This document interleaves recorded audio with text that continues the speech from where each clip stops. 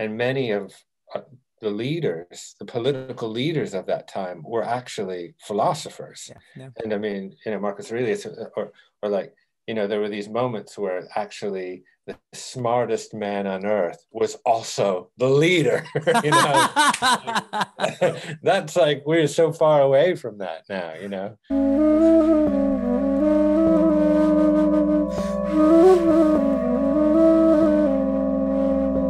Welcome to Political Hope, a channel where we meet people from all walks of life who exemplify hope.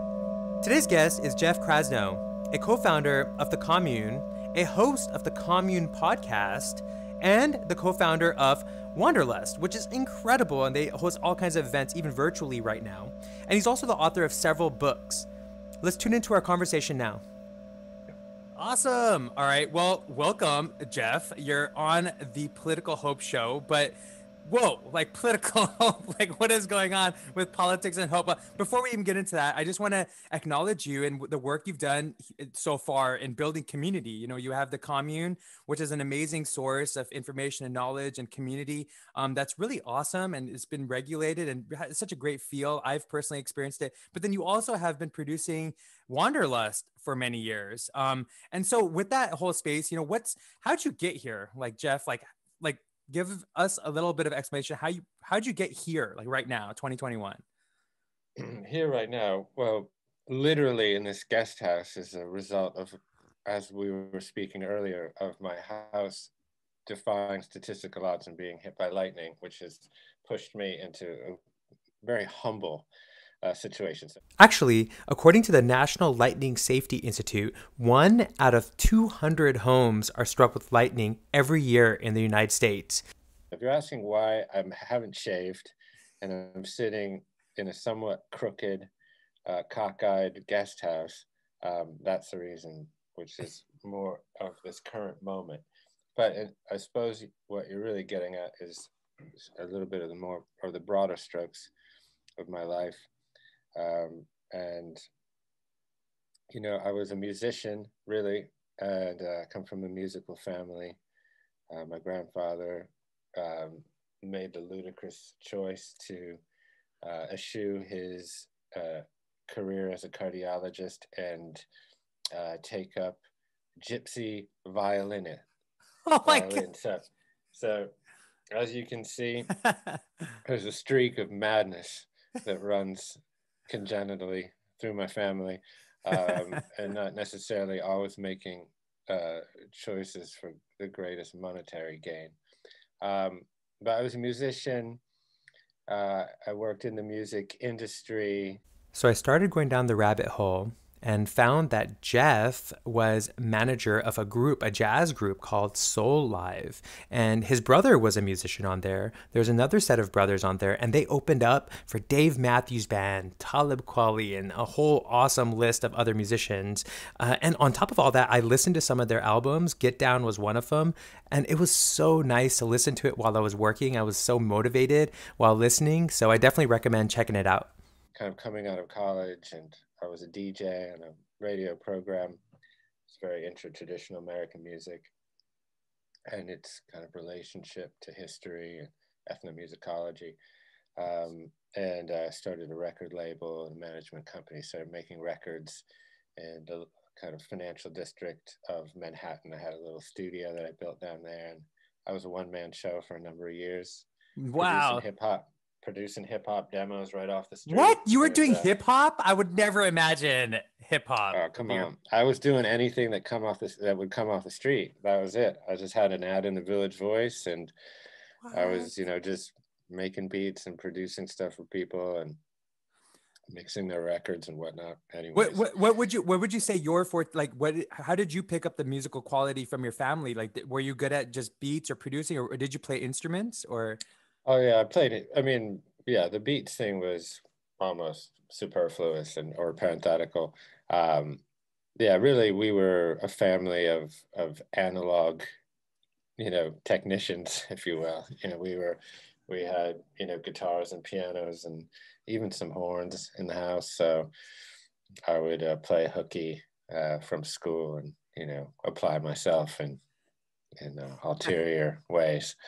So And then became obsessed with the banjo through my college years. And I was, as I mentioned, a DJ on the radio station up at Columbia University, which at that juncture was transmitted off the World Trade Center, so it actually had a bit of reach.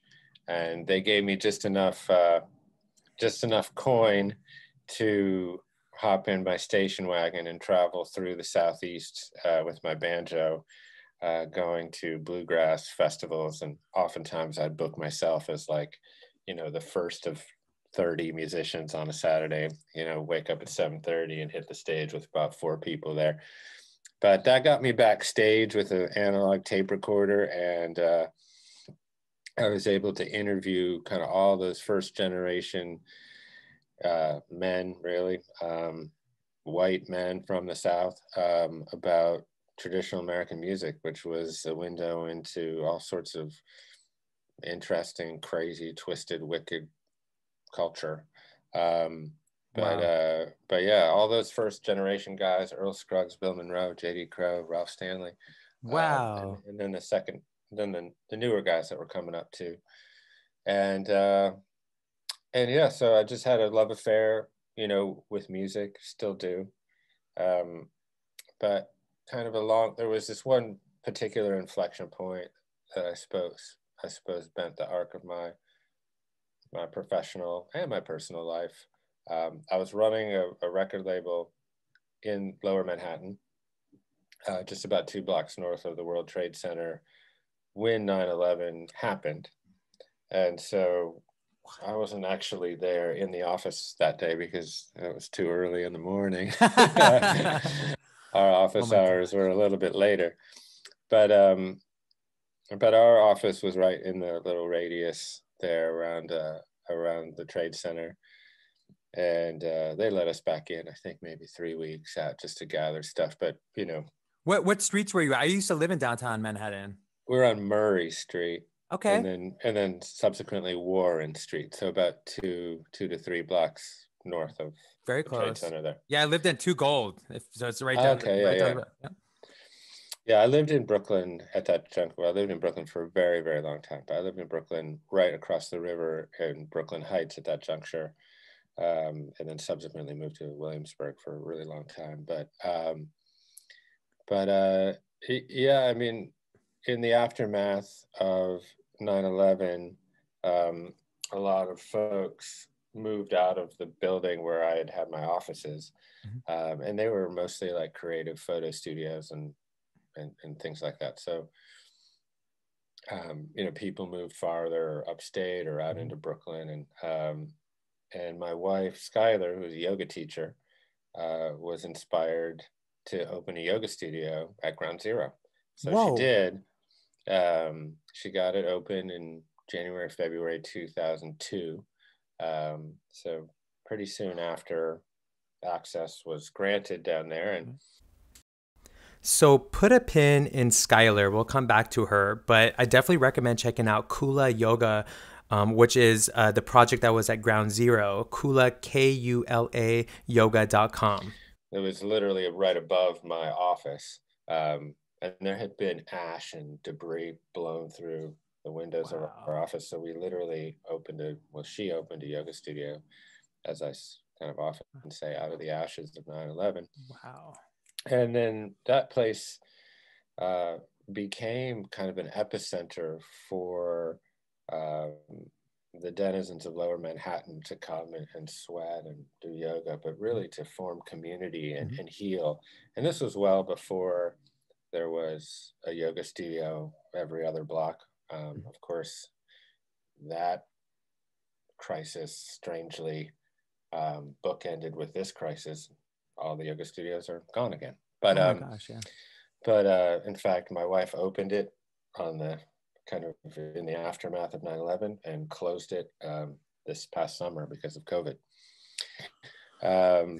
So that was a long run, that one particular studio. And it was not an Equinox or by any means. It was a very, very humble little cockeyed studio up a bunch of lime green steps and, small little room. But, I got a front row seat to witness the potency of yoga, but even more community to really help people heal and to find, to rediscover their creative spark. And there are a lot of tears, a lot of hugs on that little futon or whatever that was right outside the practice room where people would congregate, post yoga with kind of their hearts and heads a little bit more open.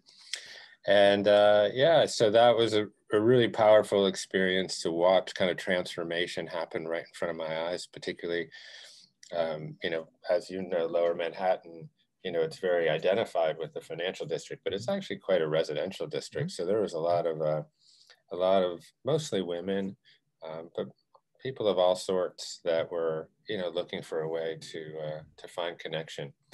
In that time. Sure, people are people live on top of each other but don't know each other, for the most part. So that's nice that you guys provided a place for people to connect. Yeah, and that community really grew and stayed strong and actually remains very strong, to this day. So that was really my first kind of introduction to yoga and I suppose mindful living in general. I mean, I was always very politically oriented.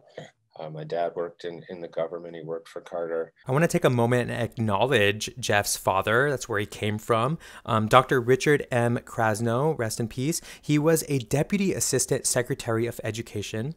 He was president and executive for numerous institutions of education. He was an officer of the Forward Foundation, and he had an honorary doctorate in law and humane letters from two universities, Sacred Heart University and College of St. Rose. And he was distinguished in humanitarianism and developmental professionalism. Nice. Thank you, sir. So current affairs and politics were always a centerpiece in my life. And, I recognized the link between the yoga community or the wellness community and many of the sort of progressive ideals that it once was connected to. And in some ways still is. Sure. But I saw some commonality there between kind of what my kind of political understanding of the world was and some of the precepts within the traditions of yoga. And so I was very enchanted by that world. And, but I also knew music, and many of my friends and contemporaries were starting some of the biggest music festivals around that time. Bonnaroo was a little bit later, but right there, in Austin City Limits. And so I was managing bands and I was backstage at all of those festivals as they were just kind of in their early efflorescence. And I was skilled in production and bringing product to market and ticketing and look and feel and website functionality, and a lot of the things that at that juncture were completely absent from the world of yoga, and the yoga industry was in its infancy. Utter infancy at that juncture. So I was able to bring a whole skill set into that world, and I started. My wife started leading retreats to Costa Rica, and I would kind of bump along on a puddle jumper into the back of a truck and shake my way out to, an eco paradise in the Osa Peninsula. OSA actually is super awesome. I was teaching and lived at a really cool retreat center in OSA called Blue OSA, which you got to check out. But OSA is protected. It's one of the most protected ecological places in the world. There's whales and dolphins and horses and just so much nature and howling monkeys that wake you up in the morning to meditate. And, I'd wake up with the sun and meditate and surf and do yoga and eat the quote unquote local food or whatever the food that was there. And, but really be in community, kind of away from any kind of digital pervasiveness.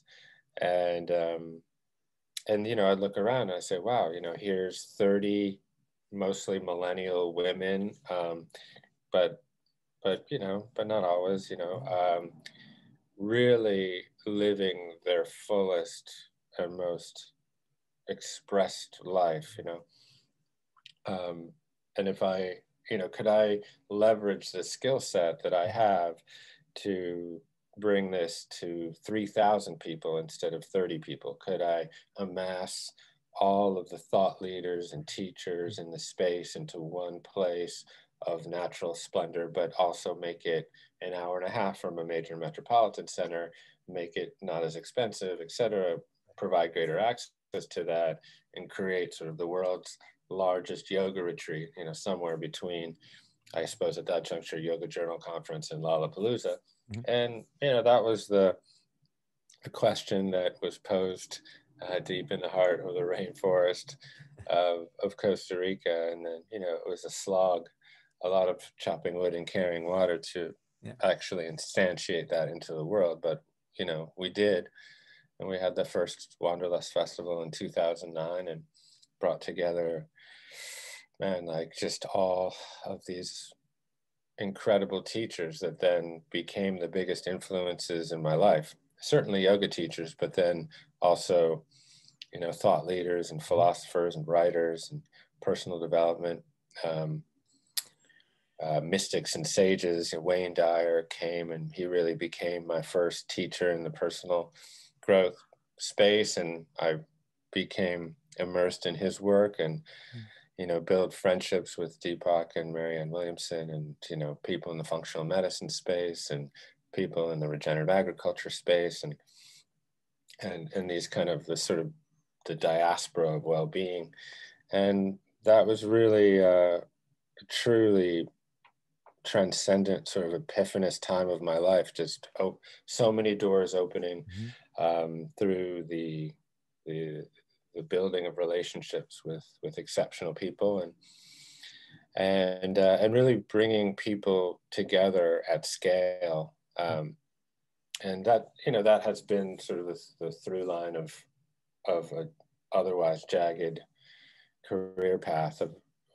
For me, it's always been about, that thread has always been about community creation, from, putting 1,000 people in a venue to listen to a band, to have some kind of transcendental experience, to, putting, 5,000 people on the side of a mountain to do yoga, or, in some iterations doing that digitally with Commune. And my wife and I also have a retreat center up in Topanga. So, when that's actually functioning, which it isn't now, obviously, because of COVID, that's become a joy too.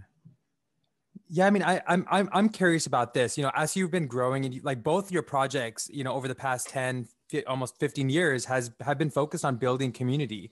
And so, what do you think what's your opinion on community, like the relationship between community and political hope, right? Like, what's the relationship there? Like, is there a relationship, or is that? Yeah, there certainly is. I mean, I think that, in its best expression, politics is community. The public square as this, as a place for kind of the marketplace of ideas, for public discourse, for this kind of John Stuart Mill concept that through the free exchange of ideas, the best ones will cream to the top. So I recommend checking out John Stuart Mill. He is considered one of the most influential English-speaking philosophers of the 19th century. He was really big into utilitarianism, which is really interesting. And he also wrote a feminist book back in 1869 called The Subjection of Woman, which was also anti-slavery. And at that time, that's pretty impressive stuff to step up. And so at its best, that's what it is. I also just think, we focus so much on, the presidential election every 4 years, but what really impacts and influences your life on a day-to-day perspective is local politics. And a lot of that is just very just can be very, very community oriented. Now, I think we've lost touch with a lot of that, and we can explore that a little bit. But I also think the ways, if I look at the political invective right now, sort of the invidious barbs that sort of get exchanged on Facebook, you have these entrenched positions on the left and then these entrenched positions on the right, and everyone's sort of looking down their nose with indignation, kind of pointing at each other in one way or another. And that's not a particularly profitable project there in terms of being able to find common ground. And I mean, the real hope is that is common ground, because all of society's like great projects have been predicated on the human ability to cooperate flexibly at scale. So when we're not cooperating flexibly at scale, whether that's like building the pyramids or like electing a president, whatever it is, agreeing on aspects of a social contract, when we're not being able to cooperate flexibly at scale, society begins to break down, social cohesion starts to disintegrate. You get situations like with COVID in the United States, which isn't really it's a public health issue for sure, but it's also like a political issue. The political component of it has made the public health component of it much, much, much worse. So generally, I find that like that kind of conversation that happens often on social media, where it's just people kind of in these polarized, entrenched positions that sort of reinforce through confirmation bias, like nothing really yields from there. So oftentimes where you really see progress is inside of community.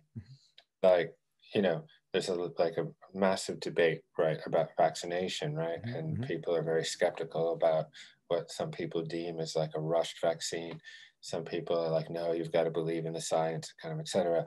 But if you kind of look back through the history, for example, of vaccines, there's always been some skepticism, but generally people have vaccinated at very, very high rates, not because like someone shamed them into doing it, but it's because the community coalesced around some sort of notion of the collective good and common and shared sacrifice. And like, look, there's kids that are immunocompromised. Those are the ones we should really be looking out for. If we vaccinate our children, we're actually doing them a service and all this kind of stuff. I don't want to get into necessarily vaccine. But it's like, but you can look at other iterations of that same thought experiment and look and see where sort of community becomes sort of the glue around which people can cooperate. And so, I'm like, that's my great hope, is that we were able to sort of, I suppose, like conjure a community again at scale. But there's a lot of forces fighting against that right now. And I think there's symptoms of our societal ills all over the place. But if you look at the disease, it's really that sits behind a lot of these arguments. It's the inability to cohere around some sort of intersubjective understanding of the world, around truth, around fact. Like, we can vehemently debate, we can vehemently debate the degree for example, like we can debate about social services, like how many social services should the government deploy in the United States, like Medicaid, Medicare, farm subsidies, but you can go on and on and on. Yeah. But to call it socialism is an epistemological problem.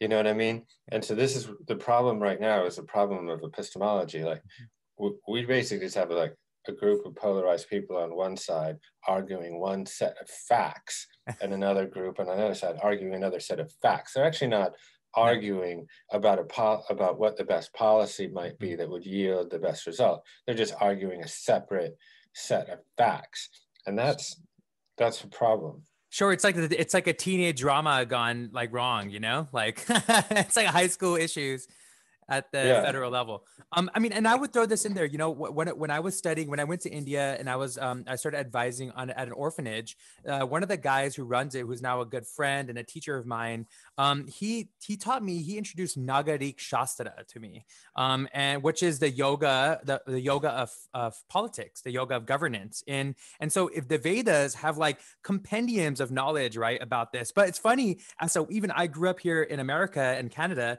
and I'm Indian. We didn't learn about how important this is in our ethos, right? And in yoga philosophy, you very rarely does yoga teacher training talk about politics or governance, you know? And I think that's very important right now. We need to like start thinking about how do we also bring to the people who are healthier, the people who have more energy, who have more well-being, access to well-being, they probably have more resilience to be in political spaces, in my opinion. Yeah. Yeah, absolutely. I mean, I think it's, you know, your show or the title of this series, Political Hope, is very much inspired by Charles Eisenstein, who's a friend and obviously great influence for me in my work and the way I try to understand the world. And you know, some part of what Charles really hopes for is that, you know, we have the discernment that we can cultivate, you know, and many of us use meditation for this, but that we can cultivate a certain kind of discernment that allows us the sort of the space between an event or the stimuli and the reaction or the response, such that we can actually ask the question behind the argument.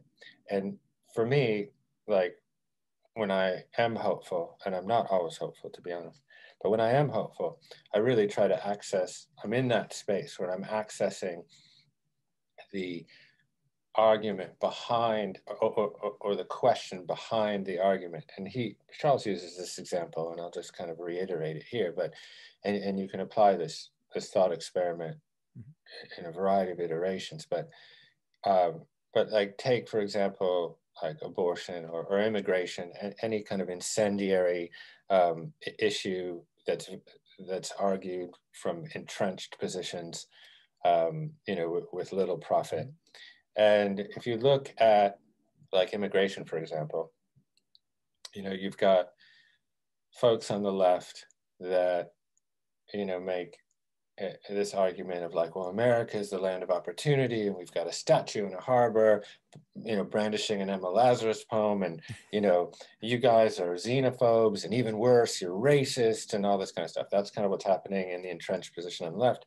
And then you've got an equally polarized kind of argument on the right, which is like, you know, the liberals are all anarchists and like they believe in open borders and there's criminals flowing into our country that are disrupting and undermining our way of life, that are pilfering our jobs, you know, so this is like, this is what's going on in that particular issue.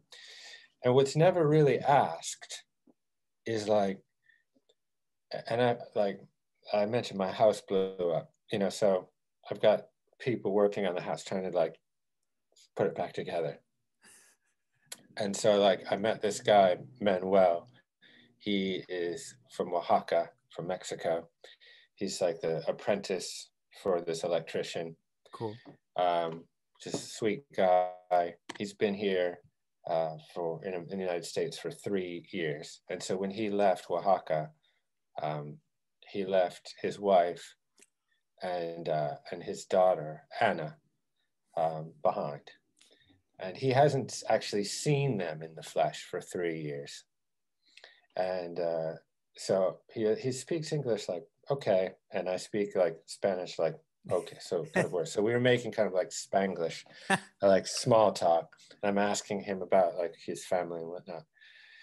And then I'm thinking like, what are the conditions that must exist that would compel Manuel to leave his country, to leave his family, to leave his identity for a strange country with a different language, that probably doesn't even want him, knowing that he might not even get in.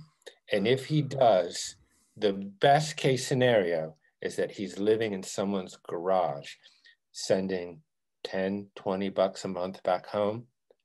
Like when you start to like ask that question, Yeah. there's a lot more common ground Oh, yeah. that can be found because it's human. Yeah. It's not like you're an anarchist or you're a xenophobe. It's like this, what are those conditions that would create that circumstance? And what are our responsibilities, if any, that we have to the creation of those conditions? Yeah. So, I mean, this is, yeah. That's a fascinating thought experiment. I mean, I think also we kind of have to pay attention to, these like natural tendencies for us to be both like moving towards like a liberal kind of thinking and moving towards a conservative, right? That neither are like, they're both important, right? Like they're both like actual natural tendencies, right? For us to protect our space, for us to protect our home, and then also to go out and travel and go explore. And like those two things, liberal and conservative tribalism is like important, but like they need to work together, not like against each other, because you need those elements in a society, right? Yeah, I'm not even sure what those terms mean anymore because my wife's grandfather, Ellsworth Grant, smoked a pipe. Okay, so Schuyler's grandfather, Ellsworth Grant, was the former mayor of West Hartford, Connecticut. And what's really interesting is he was a descendant, and so she is also, of Thomas Hooker, who was the founder of Connecticut, the colony of Connecticut. It was actually because he had a disagreement with the Puritan leaders in Massachusetts. And actually, what's even more cooler is that he inspired the Fundamental Orders of Connecticut, which some call as the first written democratic constitution of representative government in America, which is like, what? And they actually have a Hooker Day parade in October. And I really hope Jeff and Schuyler invite me to that in the future, because I definitely want to go to the Hooker Day parade and celebrate representative government. Holla. He was a conservative, and he was like the biggest environmentalist I probably ever met. Like not just like a performative environmentalist. He cleaned up the Connecticut River. Like he led that for 40 years and voted for Bush, but he also voted for, I think, Obama at the very end of his life. But, he was, but, conservative once meant conservationist, like conservative once meant that you had fiscal responsibility, that you minded things like the national debt. That is, there's no connection there anymore. So I don't even really know what that means. Liberal, on the other hand, means like that you're tolerant for a plurality of ideas. Oh, I thought it meant liberally bombing any place you want. Right. I thought we liberally Yeah. bomb. And now what we see, from certain factions of the liberal part of the party is that, unless you subscribe to its orthodoxy, you're canceled, you're a racist or whatever. Mm-hmm. It's always like pointing a finger, not for any reprehensible like action that someone might take, but just merely for their politics. So these notions of like what's conservative and what liberal have in my mind, it's like are in the dustbin. Well, that kind of comes back to like, refocusing the question for you, and what I would love for you to answer is, how do we seed political hope, right? And how do we seed it in a tangible, effective way? Because I mean, what you're talking about when we're talking about federal politics and we're talking about like federal, like it's forget about it. It almost seems like pointless to spend a lot of energy and focus there. And you talk about local. How do we seed political hope? Like, how anybody listening to this, how could we actually show up? Yeah, it's not very sexy, but you have a photo here, at least in my view, of a a tiny a seed growing into like a little seedling coming out of some soil, and I think it often the enormity of the world can feel very paralyzing and numbing, especially the way we ingest it, which is oftentimes like, on your phone and social media, like fucking Ted Cruz and like some, 11 other wankers are gonna like, try to not confirm the bot, like whatever. This is like all the messages that we're coming at that are like way up here, and it's very easy to feel powerless in that kind of situation. But I think again it comes back to the local and taking what you can control and empowering yourself. And I mean, sure, you can get involved in local politics. That's one way of doing it. But there's also just the simple exercise of committing yourself to conversations. And I mean, I've been a proponent of really like hard, thorny, difficult conversations are really the mechanism that stands between us. And to quote Charles, the world our hearts know is possible. So what I try to do in my own tiny, minuscule way is to engage with people that don't agree with me and do it in a thoughtful and respectful and humanizing way in order to take at least one step onto a bridge of common ground, of common humanity. Oftentimes it comes from humanity first, and then you can get into the thornier bits of issues.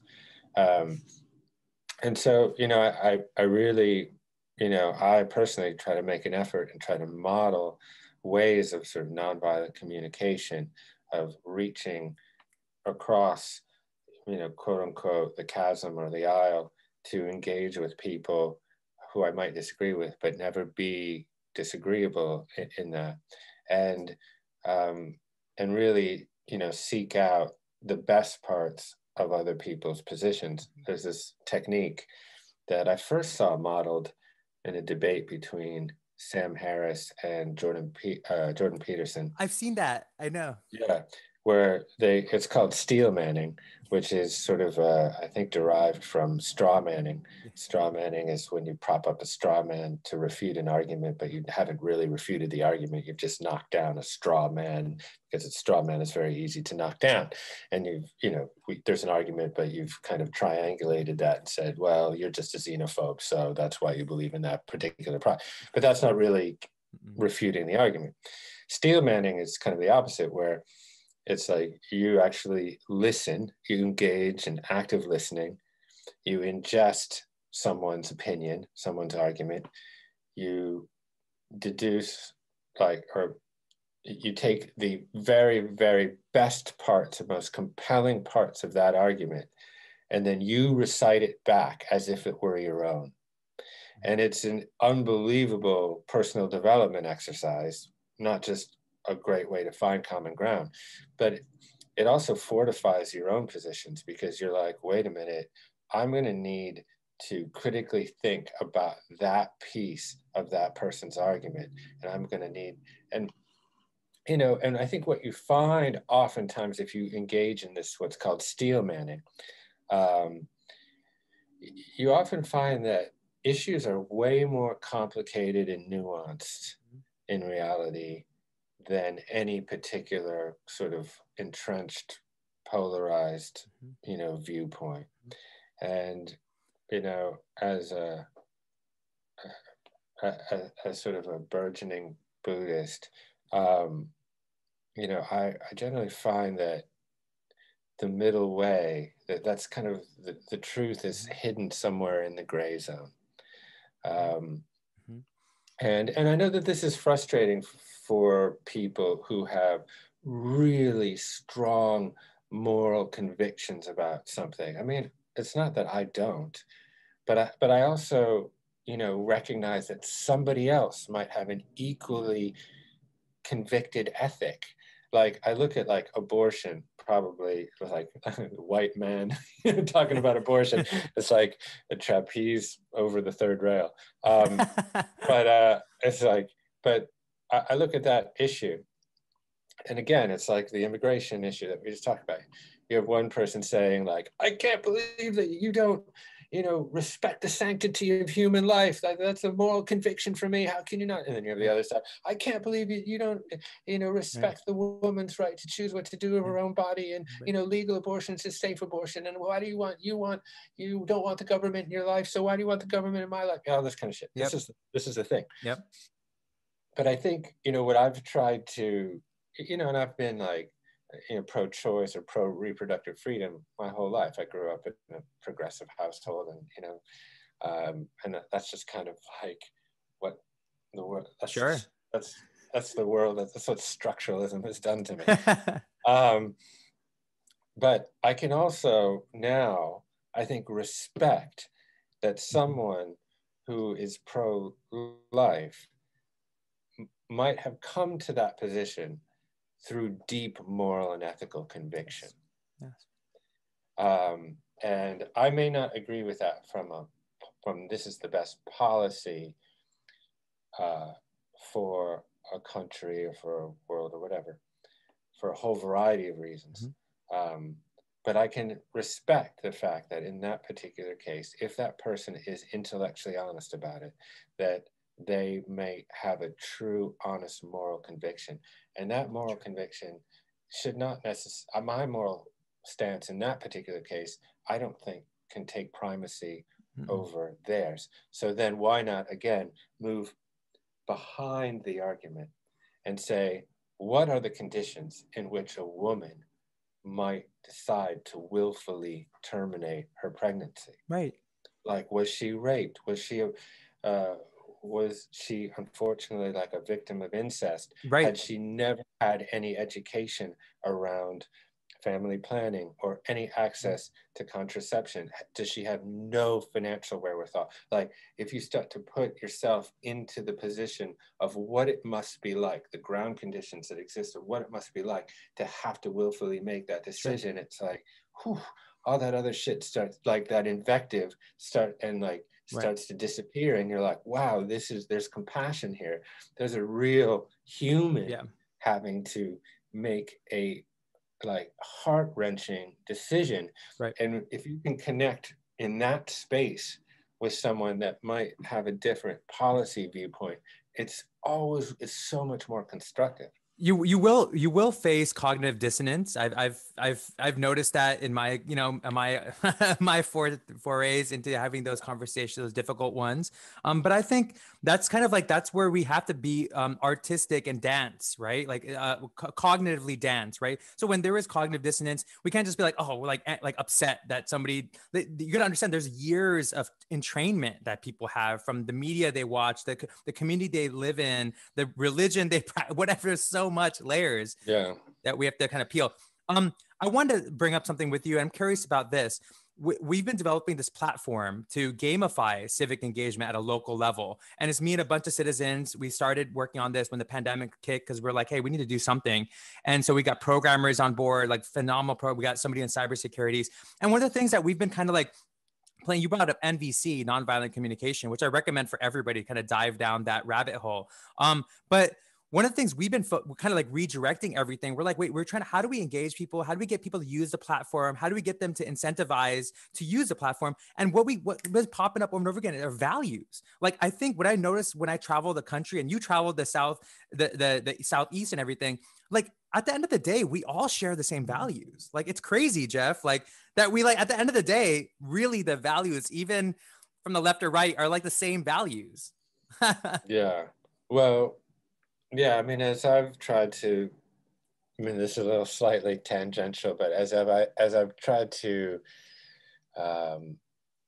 dive into kind of structures of ethics and morality and understand kind of where they come from, where I have landed on that same notion that behind all of these different identities, whether they're political or religious, or other ways that we might cubbyhole ourselves, there is a moral intuition that is strong and universal, that like before Moses held up a stone tablet etched with "Thou shalt not kill," like we had a sense that murder was not ethically justifiable, right? Mm-hmm. So like these religions and these political systems are helpful sometimes as like heuristics to understand morality and the, you know, story around morality that creates sort of an imagined order out of what might otherwise be chaos.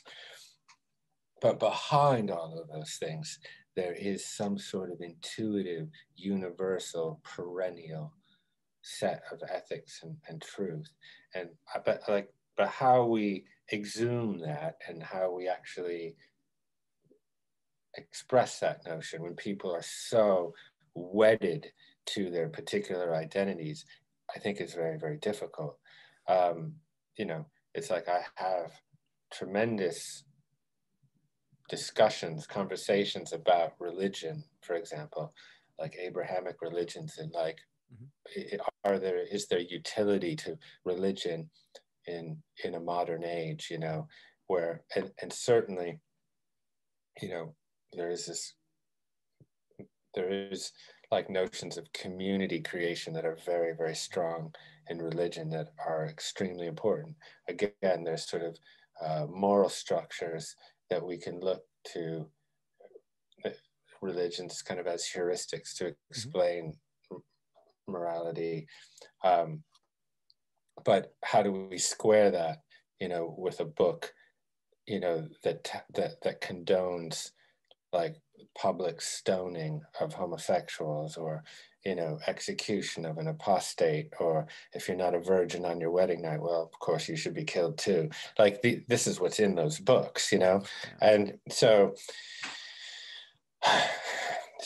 you know, this is a great challenge, I think, for us. It's like, what are the methods by which we can, you know, recognize like our common morality, our common values? Because we're all, most of us, unless we're deranged, you know, we're sort of all more or less want the same thing. You know, we want the maximization of well-being for as many people as possible, and the minimization of suffering for as many people as possible. That's a common goal that all sort of non-deranged people share. So this is where, like, and then the moral pathway is the pathway to achieve those goals, such that the needs of the many are met, sometimes at the expense of the needs of the few. And like, this is like, you know, it's a utilitarian sort of argument, but all in all, I think people would agree with that. It's but funny. yeah, It's funny you say deranged and non-deranged, and like I've my personal experience of moonlighting at different city halls and like meeting with city officials and meeting with people who are in administrative levels is there's a lot of deranged people making decisions. There's a lot of yeah. unhappy, unwell people who are making decisions for us right now, which is also really important for us. I mean, you're in yoga and meditation and Buddhist philosophy. It's kind of missing in the space. There isn't that there isn't a Marcus Aurelius thinking in government, right? No, yeah, it's funny. Like I've been reading, just starting to learn about Stoicism, you know, and the roots of Stoicism and Seneca and kind of the varying different philosophies that were happening in that time. And like the Stoics, I mean, this was a big part of political life. I mean, political life meant something completely different. It meant your public life. It didn't mean Donald Trump or like whatever. It didn't mean Republican or Democrat, whatever. It meant your life out in public, you know, engaging freely in the discussion of ideas, and like, you know, like people, and this notion of like ideal societies and how do we instantiate them and what are the best ideas that are going to get us there. I mean, this is what people engaged in. If you look at that period between sort of like 500 BC, maybe a little bit before that, and then the next 600-700 years, the amount of like political theory and religion and philosophy that sprang forth out of that time. I mean, it's like, it's unbelievable, you know? And so, you know, and many of the leaders, the political leaders of that time were actually philosophers. Yeah, yeah. And I mean, you know, Marcus Aurelius, or like, you know, there were these moments where actually the smartest man on earth was also the leader. You know, that's like, we're so far away from that now, you know. It's just like, all we get is word salad. Yeah, I mean, and I think that's kind of where the next stage is. I think of, you know, if in the positive, the optimistic perspective is the political hope perspective is that, you know, let's bring more heuristics and a little bit more philosophy to the decision makers, to the people who make decisions at every level. I mean, you know, Jeff, you've interacted with so many people. It's in almost every industry, right? Like you can go into entertainment or education or any industry. The administrations are really suffering, if you want to say, like they're suffering from their own egos and their own limitations. Yeah, yeah. I mean, yeah, I mean, you know, I am also a subscriber to Charles's kind of fundamental theory around the story of separation.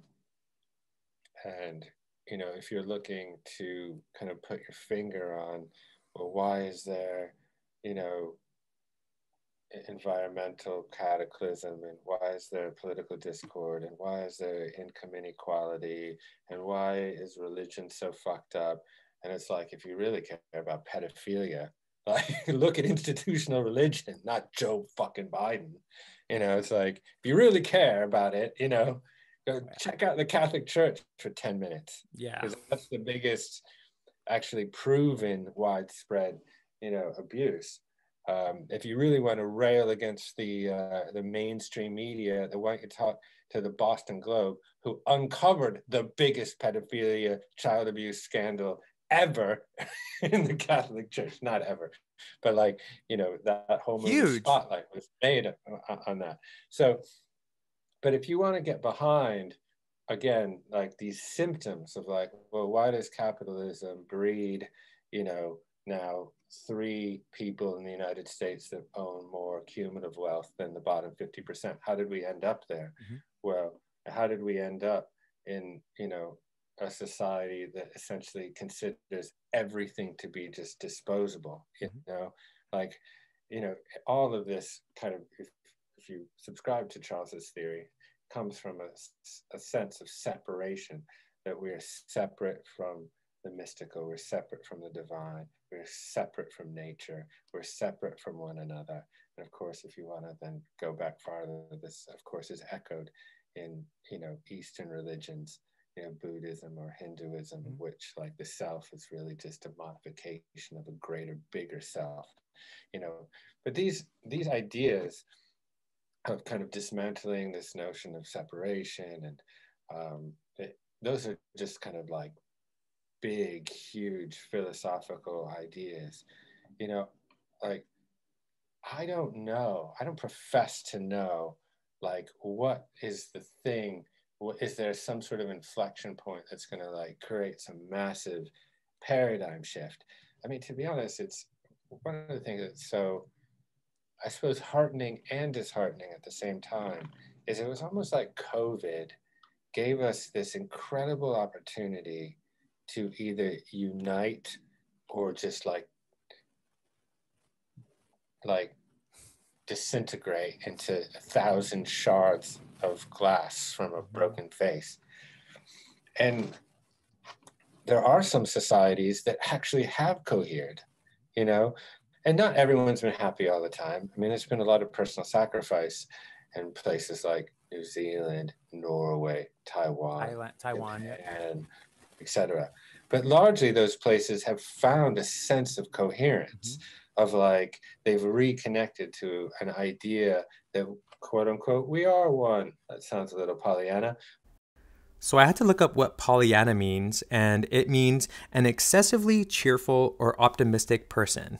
Do I qualify? But there is a notion of the collective good, that my self-interest and the collective good can be one and the same thing. that my well-being is actually just a modification of a greater well-being, that myself is a modification or, you know, some kind of like differentiation, vacillation of a greater self. Of course, you know, the countries that sort of like value a rugged individualism, you know, and civil liberties, you know, the primacy of civil liberties beyond any, you know, notion of the collective good, you know, those are the societies that have really, really struggled. And Sure. so in a way, it's like, you know, I hadn't really thought about that before, but like, you know, COVID has given us this opportunity in some ways to really build and find community, really find and recognize collective good. But it's twisted, right? Because, you know, in a way, like sometimes the messages is like, well, the best thing we can do for one another to build community is actually to stay away from one another. That's like really hard to grapple with, you know? You know, it's like not But it is, simple. but we do live in a paradox, right? Like, I mean, if you think about it, we live to die, or do we die to live? And our very life is a fascinating experience of paradoxy. But I think what you're saying is interesting too, because, you know, sometimes things have to break for them to put together. And I think also the other spectrum, you talk about the billionaires. I mean, why is it just the people who want to take advantage of the situation benefit from a crisis? Actually, people who are community builders can also take advantage of a crisis, right? The opposite spectrum can also take advantage of a crisis. So, Yeah, agreed. I mean, and yeah, I mean, I think it's like, it's funny because that one particular example, this kind of distillation of income inequality in that one statistic of, you know, the 3 billionaires holding more cumulative aggregate wealth than the bottom 50%. Just that idea, that meme, if you will, is a completely uniting idea. I mean, whenever like I'm having a conversation that devolves into some sort of like invidious argument, I'm like, but what about that? We definitely agree about that, right?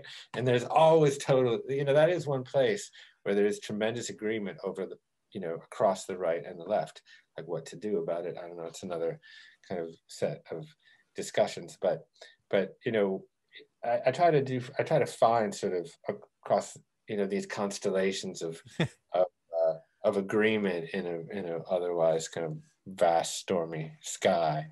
But that definitely seems to be, you know, to be one of them. And you're right. I mean, there are ways to. I mean, I'm not sure I would frame it as sort of take advantage of the system or of the situation, but I just look at like my own life over the last year. You know, I had Wanderlust basically disintegrated, went away. You know, we had a studio in Los Angeles that closed for good. We had at one point 68 events bringing together sort of like-minded progressive yoga people in 20 countries. Zero now, you know, there's none, zero. So, you know, my wife closed her studio, the aforementioned Kula studio that, you know, she started in early 2002. You know, I had a tour with Russell Brand that disappeared, um, and my, you know, retreat center, which was booked every weekend for, you know, a year and a half, with fantastic teachers, all went away, you know. So letting go of all of that stuff, you know. But of course, like I look, you know, I know how fortunate, how lucky I am. So, you know, and I've also had to manage the disintegration of all of those things. At the same time, you know, that also gave space for the opportunity of commune. And, you know, that concern has really, really grown, and it served people during a time of great need. And so, you know, but I'm lucky. I have that flexibility to be like, okay, I see where I can be most additive and useful to society. So I can, like, you know, swing my attention kind of over here. And, you know, from my own purpose and sense of mission in the world, like I've been able to do that this year by just understanding where I can be the most helpful, where I can be the most useful. But, that's an extremely rare and fortunate, position to be able to do that. But still, if you have your basic needs met, I'm like in a 200 square foot guest house, with like barely with basically no running water. If you have your basic needs met, I do think that you can leverage your own sort of creativity, your own energy to be a positive source for community building, a positive source for hope, a source of conversation for people. So that's my final question to you to end this is, and I think you might have already kind of suggested it with the basic needs thing, but you could massage that however you want. What is an idea that you'd like to share with everyone that would invoke political hope? Is there like a concept or an idea or something people can get behind? Yeah, I think it's really the bravery and also the wherewithal to step out of the political invective. Like, I think it has to start with some own internal inventory of like, why am I who I am? Like, what is my cloak of, who's responsible for sewing this cloak of identity that I'm wearing? My parents, my culture, my religion, like try to remove all those sheaths. I always use the metaphor of the Russian dolls, like try to get to that core of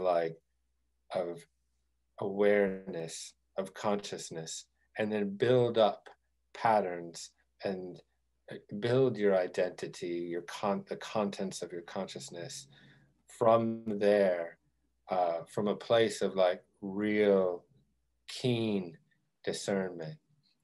So there's a lot of self-work that has to be done, of like really developing critical thinking skills, of really developing your media literacy, of really developing not just knowledge, but like wisdom, which is almost in some ways, it's not incongruent with knowledge, but it's not really a quantified measurement of how much you know. In some ways, wisdom for me is like realizing what I don't know, where I am deficient, and actually surrounding myself with either people that can infill that deficiency, or really, building, or really being humble in that place, asking the questions why, and then really with as little cognitive bias as I possibly can, really educate myself around that.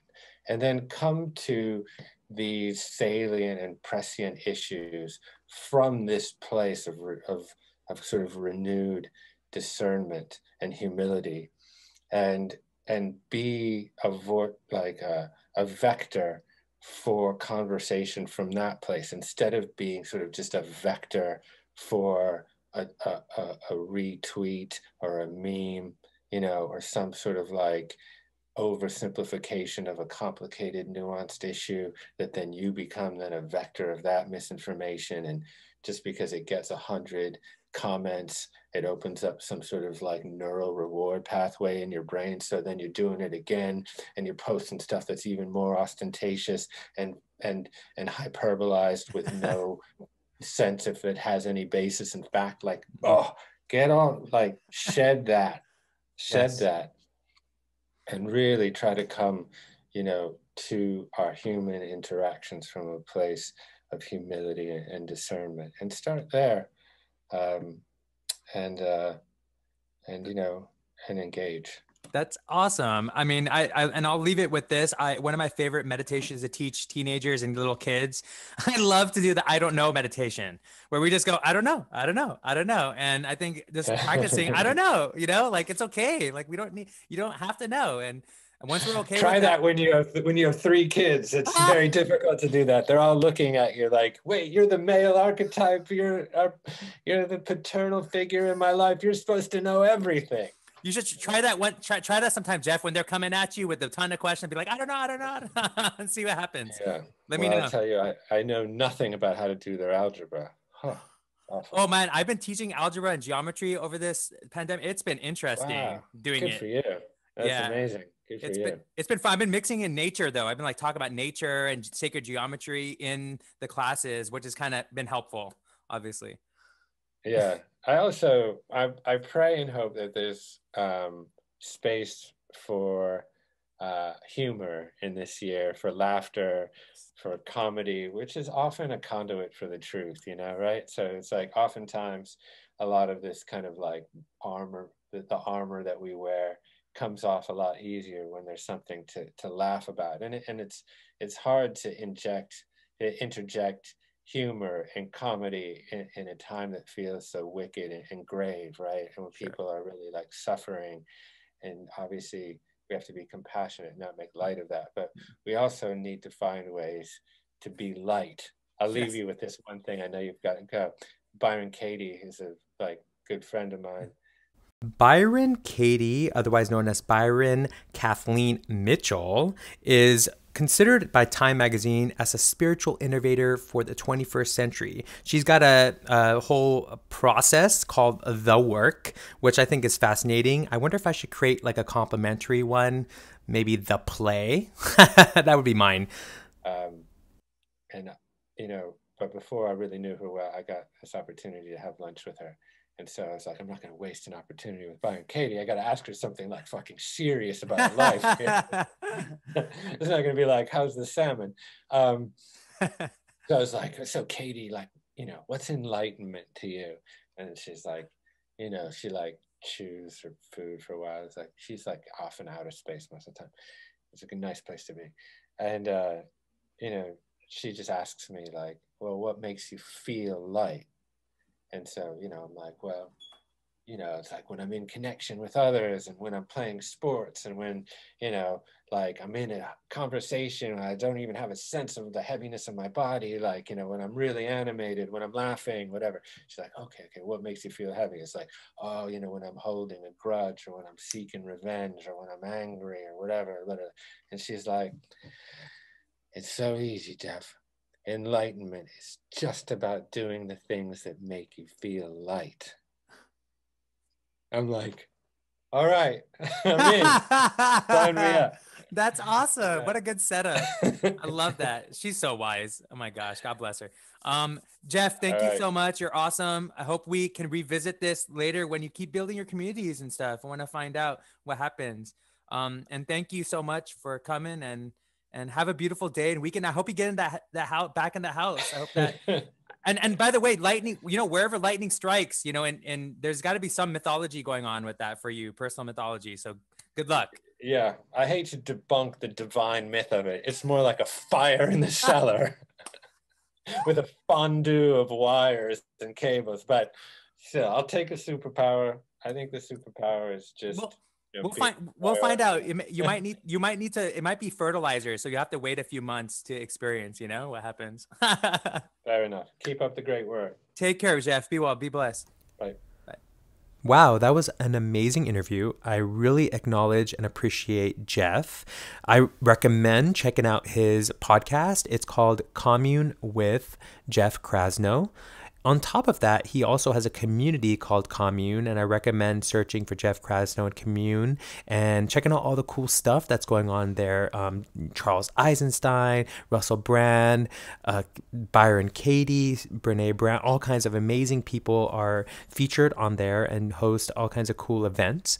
And this whole podcast is sponsored by democracy.club, democracy with an SEE.club, and we're basically incentivizing civic engagement. So check it out, sign up. The beta is coming out soon. You get to try it out in your own community and see if you can improve your community. And we're just making it easier for anyone to do it. So we really want to empower citizens to enact policy and to feel good about it and actually get supported with resources in their community that people offer for their commitment to their neighborhoods and cities. That being said, we really hope that you continue to cultivate hope in your world and your life, in your neighborhood, and in your vision. And maybe we also can start understanding and interpreting politics in a way that hope is connected to it. So thank you again. Look out for the guests that are coming up. And this is going to be a really exciting show. So stay tuned.